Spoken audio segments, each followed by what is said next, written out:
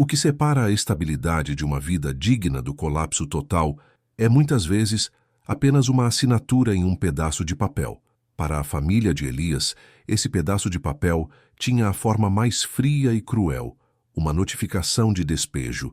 Não era apenas a perda de um teto sobre as cabeças, era a declaração final do fracasso que ele, um homem de princípios e trabalho duro, vinha tentando evitar com todas as suas forças durante meses a fio. Elias havia dedicado grande parte de sua vida à velha fábrica da cidade, e quando ela fechou abruptamente, vítima de uma crise econômica implacável, ele se viu jogado em um abismo financeiro do qual parecia impossível sair. A dívida do aluguel acumulada cresceu exponencialmente, transformando-se em uma sombra densa e implacável sobre seu pequeno e humilde apartamento, sufocando a pouca esperança que restava a cada amanhecer.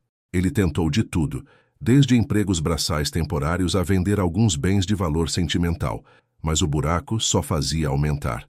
Sua esposa, Sofia, esgotava suas energias em bicos de costura mal remunerados, lutando contra o sono e a dor nas costas para trazer um mínimo de dinheiro para casa. O filho Léo, um garoto de apenas 10 anos, havia desenvolvido o hábito silencioso e triste de evitar voltar para casa logo após a escola, adiando o inevitável encontro com o desespero e o olhar vazio de seus pais.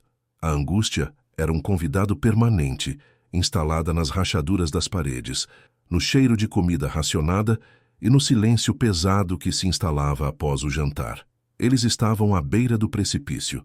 Restava apenas uma semana, 7 dias contados no calendário da cozinha, cada marcação como uma martelada no peito de Elias. A quantia necessária para cobrir os aluguéis atrasados e evitar o despejo era monumental para suas condições atuais. Era um valor que, para eles, parecia pertencer a outro universo. Elias tentou tudo.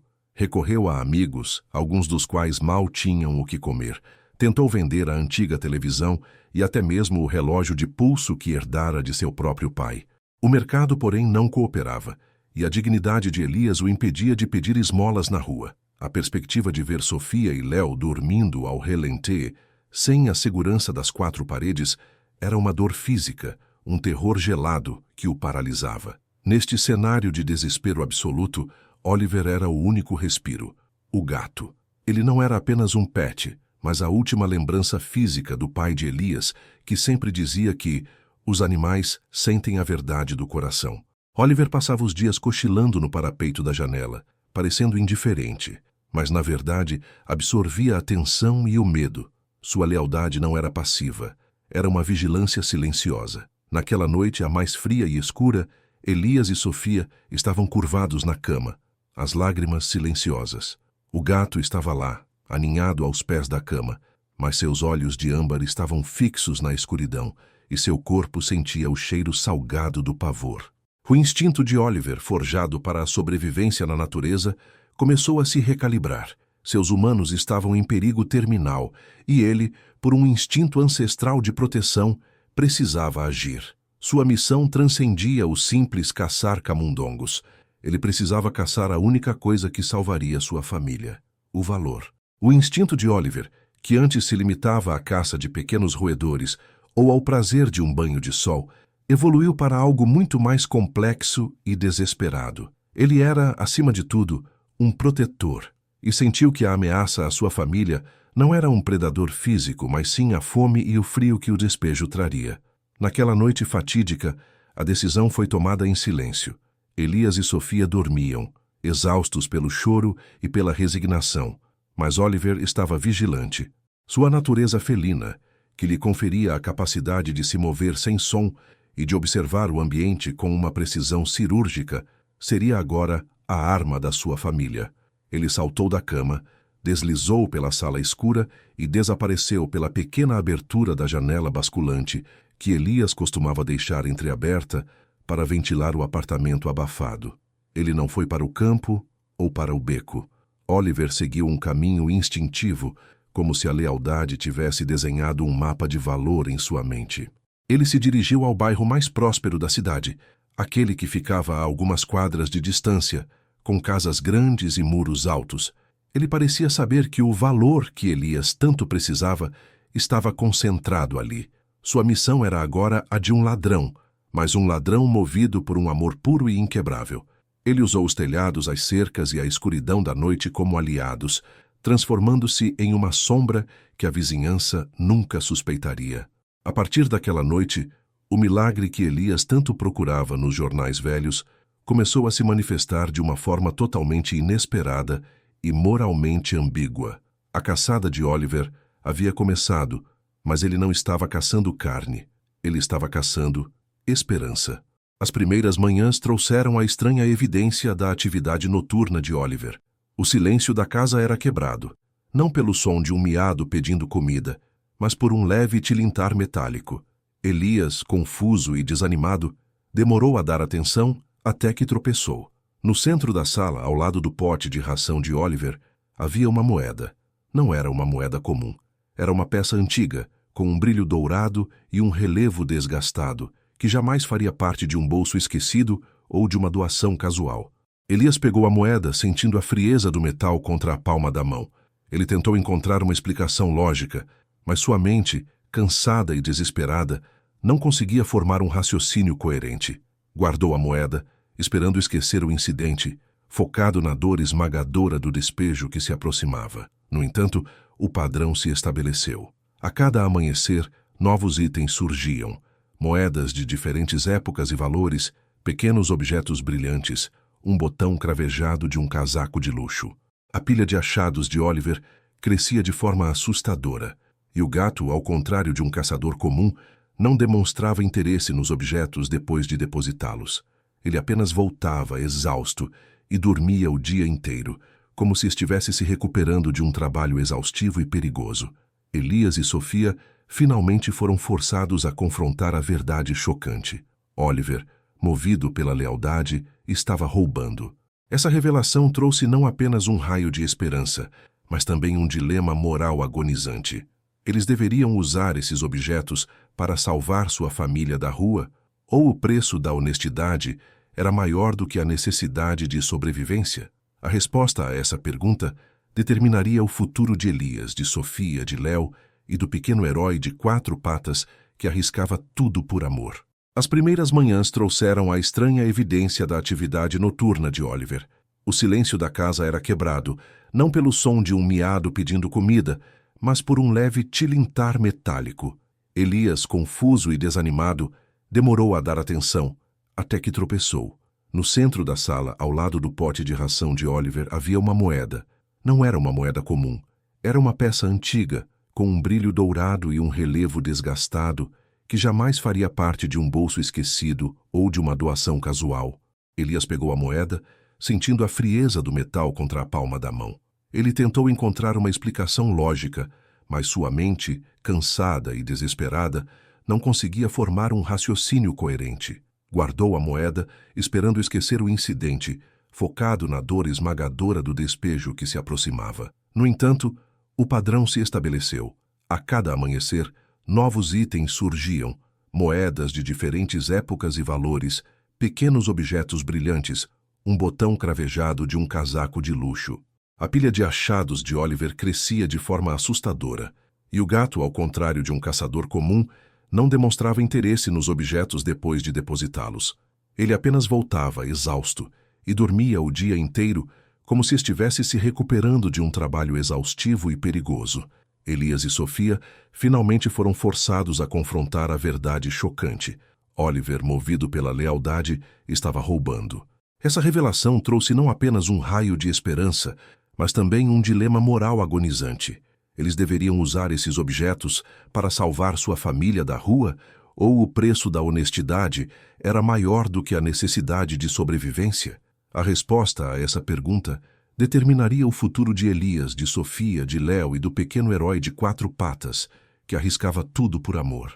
A revelação de que Oliver era de fato o responsável pelos presentes noturnos trouxe uma onda de terror e fascínio para a família. Elias, um homem de princípios rígidos, estava em um conflito ético profundo. Sua primeira reação foi o pânico. Ele tentou bloquear a janela, mas Oliver, mais determinado do que nunca, encontrou outras pequenas aberturas, demonstrando uma engenhosidade que desafiava sua natureza felina. A cada noite, o gato saía. Eram missões calculadas, observadas por Sofia, que não conseguia mais dormir vigiando o pequeno ladrão. O comportamento de Oliver era metódico. Ele esperava o silêncio total da vizinhança, cronometrando a ronda dos poucos carros noturnos. Seus alvos não eram aleatórios. Oliver se concentrava nas casas mais prósperas, onde a negligência de pequenos objetos de valor era maior. Elias começou a traçar mentalmente a rota de Oliver, percebendo que o gato evitava as casas com cães e se concentrava em janelas ligeiramente abertas ou varandas onde objetos brilhavam sob a luz da lua. Ele não roubava comida, ele só trazia o que ele parecia identificar como algo brilhante e valioso, com uma preferência inexplicável por moedas antigas e peças de bijuteria. Em uma manhã, Oliver depositou um pequeno brinco de pérola e, em outra, uma cédula de $10 amarrotada. A contagem regressiva para o despejo continuava, e a pilha de achados crescia, mas a quantia ainda estava muito longe do necessário. O dilema moral de Elias precisava ceder à urgência. Ele não podia mais esperar. A única forma de converter os objetos roubados em dinheiro utilizável era através de um antiquário, onde a origem das peças fosse menos questionada do que em uma loja de penhores comum. Elias selecionou as moedas antigas, as mais valiosas e menos rastreáveis. Era uma manhã fria, quando ele vestiu sua melhor e mais desgastada jaqueta e se dirigiu ao centro da cidade, sentindo-se como um criminoso. No antiquário, o ar era pesado e cheirava a poeira e tempo. O dono, um homem idoso e perspicaz, examinou as moedas com um monóculo. Ele perguntou sobre a origem, e Elias gaguejou uma história sobre uma herança de família. O antiquário, com seu olhar desconfiado, avaliou as peças. Ele ofereceu uma quantia, que era irrisória comparada à dívida total, mas que faria uma diferença crucial para a comida da semana. Elias aceitou, sentindo-se envergonhado e aliviado ao mesmo tempo. Aquele primeiro montante, fruto da lealdade ilegal de Oliver, era apenas um paliativo, mas provou que a missão do gato tinha potencial. Elias voltou para casa determinado a bloquear a janela de uma vez por todas, mas o olhar de Sofia e o medo nos olhos de Léo o fizeram hesitar. O gato, afinal, estava tentando salvá-los. A pequena quantia obtida com as moedas antigas deu a Elias um dia de trégua, mas não resolveu a crise. O prazo final do despejo estava a apenas 72 horas de distância. Elias e Sofia perceberam que, para conseguir a quantia total, Oliver teria que intensificar seus esforços, o que aumentava drasticamente o risco de ele ser pego. Eles tentaram impedi-lo novamente, fechando todas as saídas, mas Oliver, como se entendesse a urgência, arranhou a porta e miou com uma ferocidade nunca antes vista. Elias sentiu que estava traindo a lealdade do gato ao tentar detê-lo. A missão de Oliver escalou. Ele não se contentava mais com pátios. Ele começou a visar objetos de maior valor. Em uma das noites, Sofia viu o gato retornar com algo muito maior em sua boca. Uma pequena estatueta de jade, evidentemente cara, que ele havia conseguido derrubar de uma mesa de varanda. Elias quase gritou. Aquilo não era mais um brinco. Era um objeto que, se vendido, certamente levantaria suspeitas da polícia. O medo de que Oliver fosse pego, ou pior, ferido pelos donos das casas, passou a ser maior do que o medo do despejo. Eles estavam presos em um ciclo de desespero e crime involuntário, liderado por seu próprio gato. A ousadia de Oliver, no entanto, não passou totalmente despercebida. Na manhã do penúltimo dia, Elias encontrou um bilhete colado na porta do apartamento. Não era uma ameaça do senhorio, mas sim uma mensagem escrita à mão. Seu gato esteve na minha propriedade. Ele está roubando, pare-o, ou eu vou chamar a polícia. A mensagem vinha de um vizinho furioso que havia notado a diminuição de pequenos objetos decorativos. O bilhete era a prova de que a polícia poderia ser envolvida a qualquer momento. Elias entrou em pânico. Se a polícia fosse chamada, não seria apenas o despejo. Seria uma acusação de roubo, mesmo que fosse seu gato o autor dos crimes. Ele tentou, pela última vez, prender Oliver em um quarto, mas a lealdade do gato era mais forte.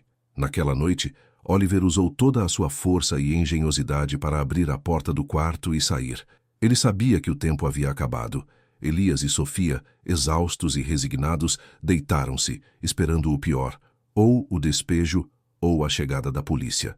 Eles não sabiam que Oliver estava prestes a realizar seu maior e mais arriscado ato. Naquela madrugada, a última antes do prazo final, Oliver não retornou com uma moeda ou um brinco.